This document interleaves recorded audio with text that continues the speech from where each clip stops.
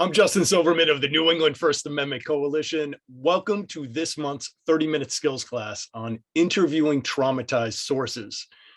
Every month, we at NEFAC offer lessons on valuable practical skills that can be used immediately to help you and your newsrooms. You can find all our previous classes at nefac.org/30-minute skills. They include lessons on data cleaning and visualization, how to protect yourself as a journalist, how to begin using drones for news gathering, how to respond to public record denials based on HIPAA and FERPA, among many, many other topics. We have a lot to cover today and not a lot of time, so let's begin. Leading today's class is Jenifer McKim, a reporter at the GBH News Center for Investigative Reporting and a clinical instructor at Boston University. Jenifer, all yours. Great. Hey, folks. So nice to be here. I'm going to share my screen. So thank you again for your interest in this topic. Just wanted to let you know, I basically specialize in social justice topics, and dealing and working with sources who've suffered trauma is a huge part of what I do. I just wanted to show you a few of the pieces that I've done over time that have, it really involves so much of the work I do depends on sources trusting me, telling me their stories. And so I'm so grateful for the ability to have this position in my job. A few of the recent stories I did, we just recently finished an ongoing series about the sex trafficking and commercial sexual exploitation of boys and young men and trans women for GBH News that actually started in our BU class. And some of the people we talked to, people who were exploited and trafficked as young people, and for the first time put their pictures out there, gave their stories. And it was a very powerful process to be part of.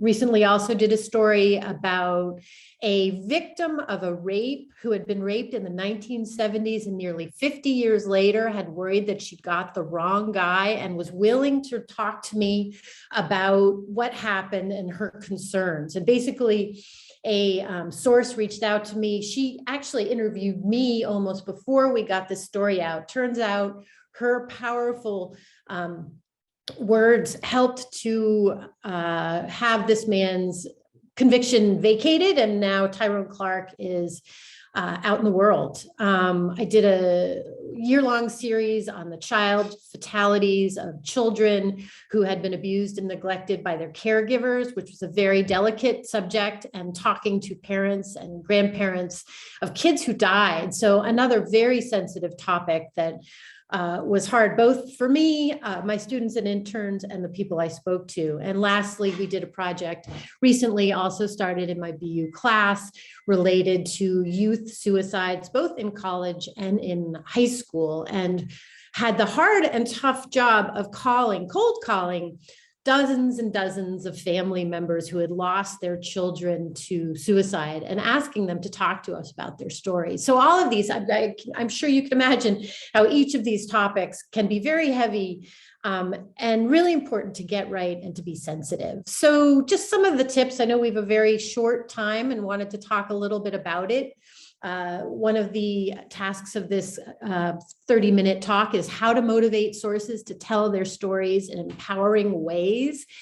And I think we often think about journalists as giving voice to the voiceless. And I think there's a lot of people now who say, we don't like that term because nobody has a voice. The issue is that people are not listening to people. So that our job as watchdog reporters, telling stories, is not to give voice to the voiceless, but to amplify voices that are not heard, like the young men that I just wrote about and for GBH News, who basically the title of that story was Unseen, the boy victims of the sex trade. And these were young men who had been trafficked and exploited, and no one had seen that they were victims. And then to tell these stories was incredibly empowering for them.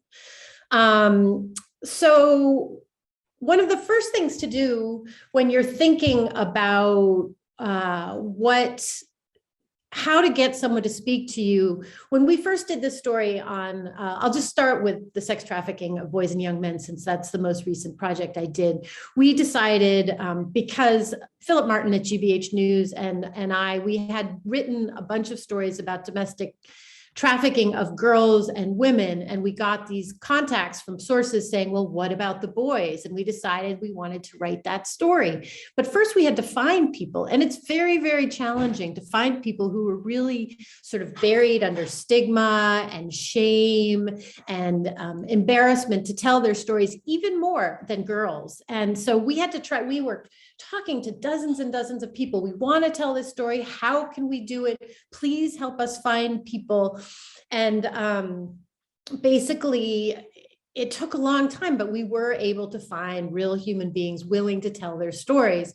Part of the way that you do it is thinking about what motivates a source to talk to you, because that's really what the whole topic is. And there's some of the major reasons I think that you get people who are willing to stand up, put their face to something, is because something terrible, some terrible trauma happened to them, and they want to make sure it doesn't happen to other people. Chris Bates, who was one of the key people in the first part of our story, that was his saying. He said, I just wish that one person will hear my story so another young boy isn't trafficked and exploited the way I was, left alone with nobody to talk to.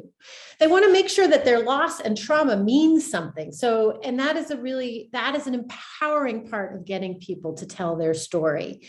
And they want to hold those who are responsible to account. So for me, those are a lot of the, when people start saying, why would I risk my privacy?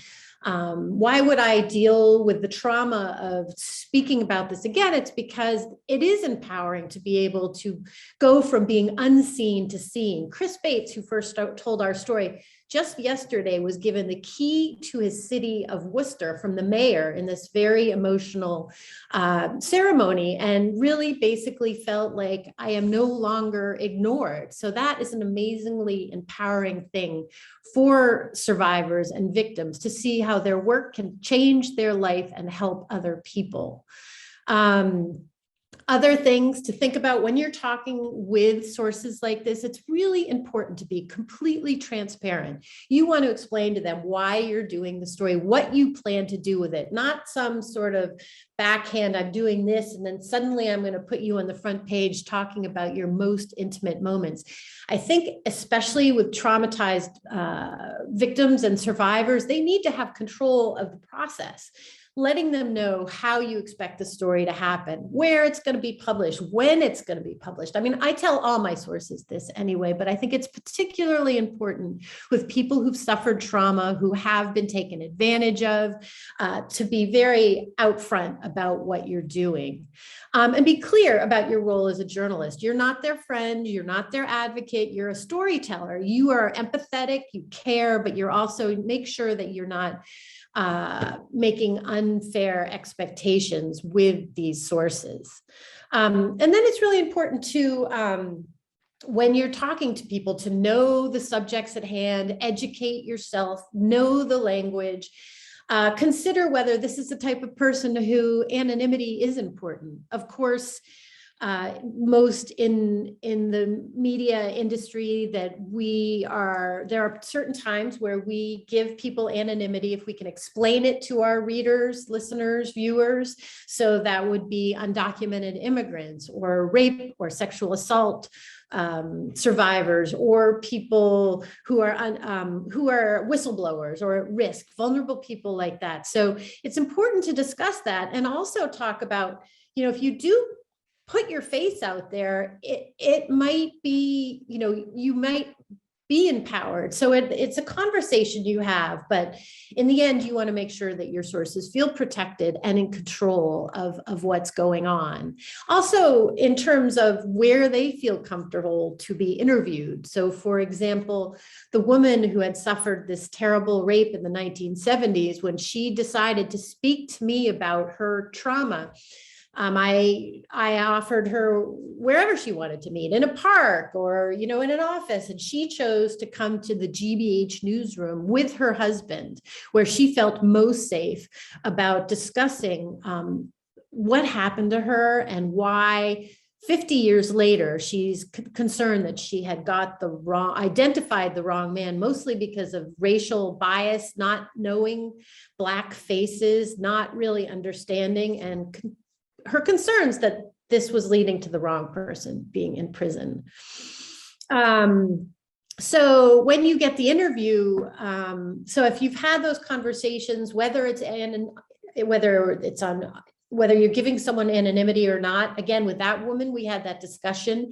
She decided, Ann Kane, that she wanted to put her name to this story because she wanted to do the most she could to help what she was concerned was an injustice. But that's the type of conversation that you have with your source, and they should be able to trust you. I believe in journalism altogether. Trust is the most important thing with any type of source, but especially at-risk, vulnerable sources who faced trauma. And when you get there, it's really important to just listen to these stories, to not judge, not react.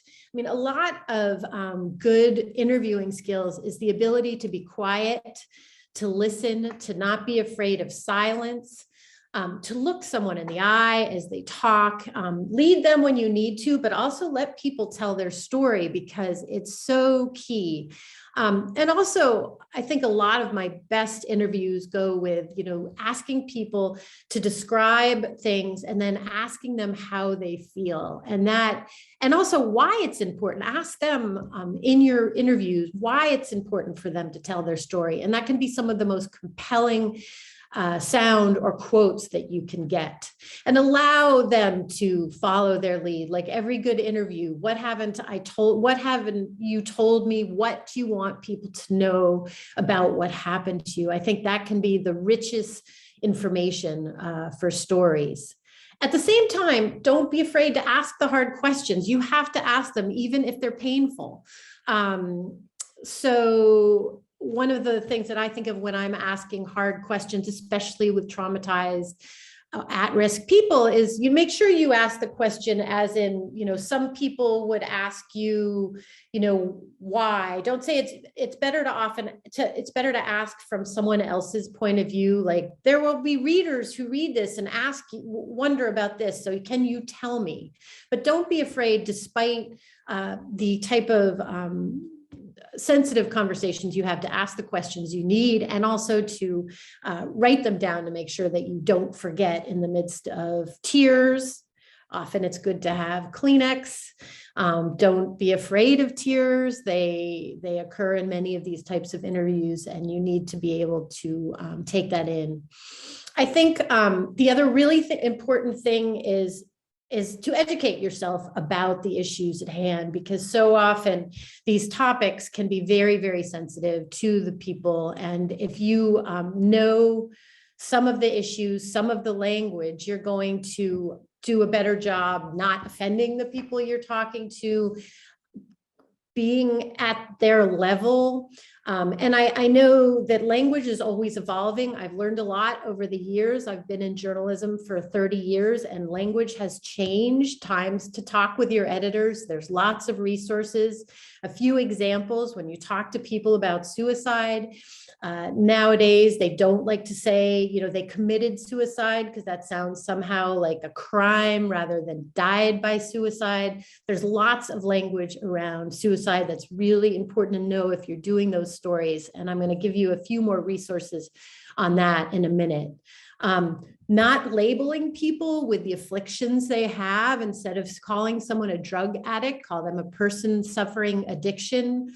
I hear on NPR now all the time, they call people unhoused rather than homeless, which is sort of describing someone.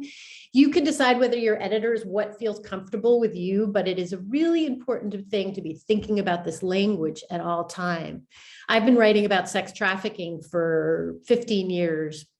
Or 20 years. And when we first started writing these stories, even the advocates called them child prostitutes, which is absurd because it gives agency to something that a child has no ability to give consent to. Now it's a child victim of sex trafficking or child survivor, but not a child prostitute. So these are the types of things that you should learn as an expert in the work you do, and take the time. I wanted to give you some resources.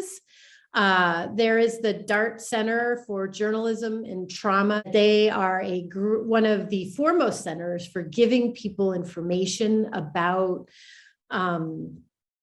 how to work with people who are suffering trauma. And they have all different types of topics, which I would highly recommend you bookmark when you do this type of work. Also, just as an aside, that a lot of the times that as you're writing these stories, and it's so important that you do them well, that you also give yourself self-care and deal with the fact that you also, as a journalist, can feel trauma from writing these stories, and that you should also remember how to take care of yourself as you do these stories.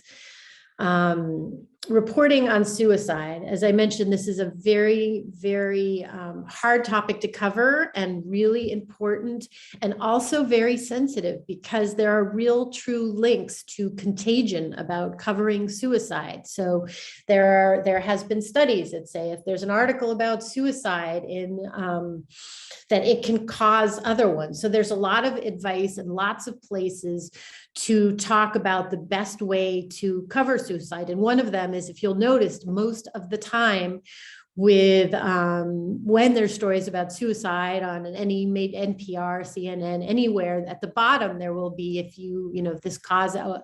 this is causing you any concern, please reach out. So in providing a suicide hotline, there's the language that we discussed. There's a lot of advice about not giving details about how people died by suicide, because that can give people ideas.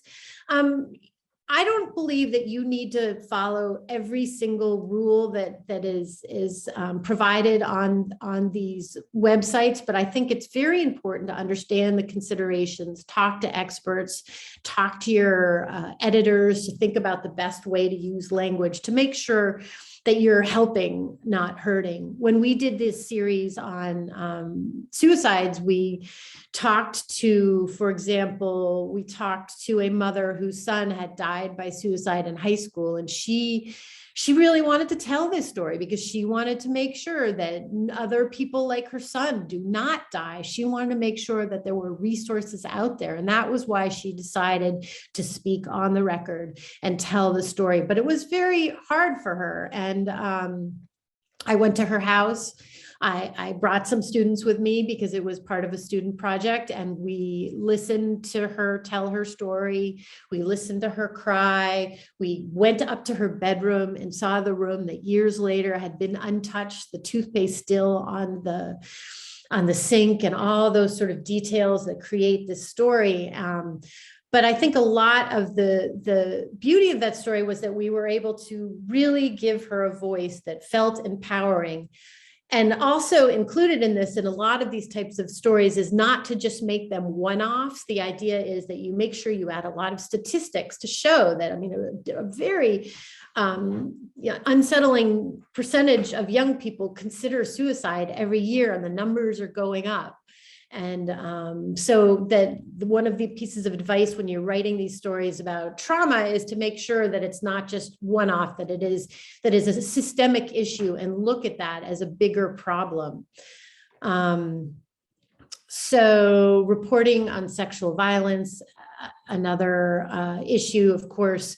Be careful when you talk to rape victims to make sure that you're not asking them questions that sounds like you are blaming them, like what they were wearing or et cetera, but talking to people about being careful that you know the language, and also that there has been over time issues related with, blaming people for walking down the street in the dark, or talking about these things as if stranger danger is the biggest issue, when the vast majority of sexual violence happens with people they already know. And I think journalists have learned over time, have actually been part of the problem, but learned over time to write these types of stories. I'm going to go to a few more resources, and then I'm hoping to open this up for questions for you. So I'm hoping you have some. We did, as part of our story on exploited and trafficked males, a section on trans females, and actually learned a lot over that period of time about things that I didn't know that much about. And so I just want to say that we're always learning as journalists how to be better, to have better language, to discuss these things.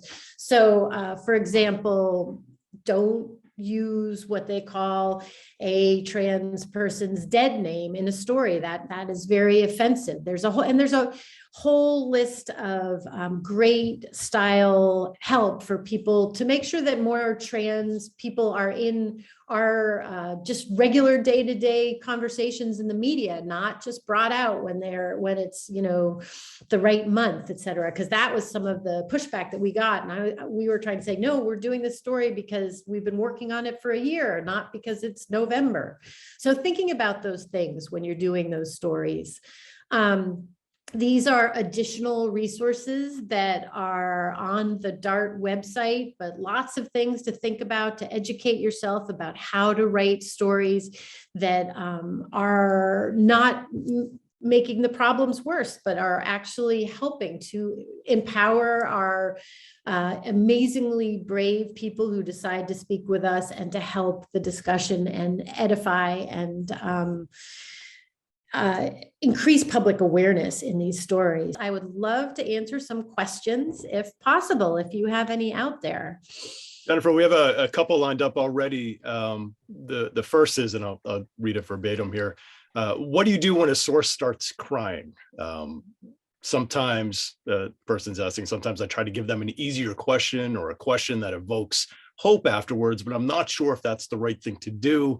Should I instead ask about the emotions that they're feeling? I don't want to make them uncomfortable, and I want to be sensitive.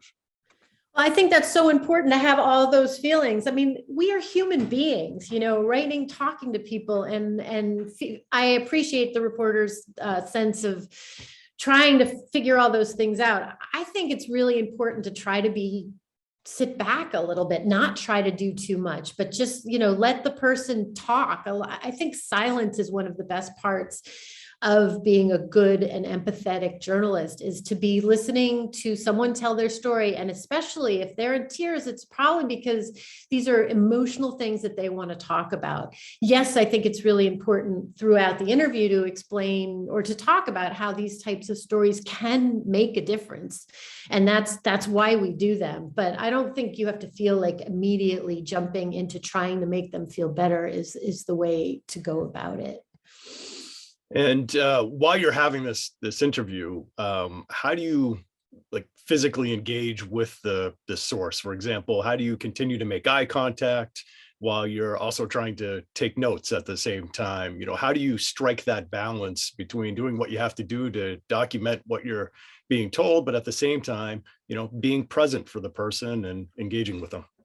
Well, I have, so I've been a print reporter since the beginning of my career, and I've been a radio reporter for about 5 years. And I have really loved the benefit of a microphone because it really allows you to look someone in the eye. So I feel that my best interviews now are ones where I don't have to be worrying. I used to spend so much time before we all had iPhones and voice memos, and I'm staring at my pad and up and down. It's not the best way to do a story. I think if you can have a recorder out there and you can basically look someone in the eye, it's such a powerful, intimate relationship. So best you can, I think, is doing that type of thing, is trying to have some other tools to help you with. How about balancing your own emotions as a reporter covering a story, while also trying to appear unbiased and objective? Where's the balance there? How do you deal with those situations where you find yourself becoming emotional while reporting a story? It's really, really hard. And we are back again to being human. You can't not be a human. Or I'm a mother.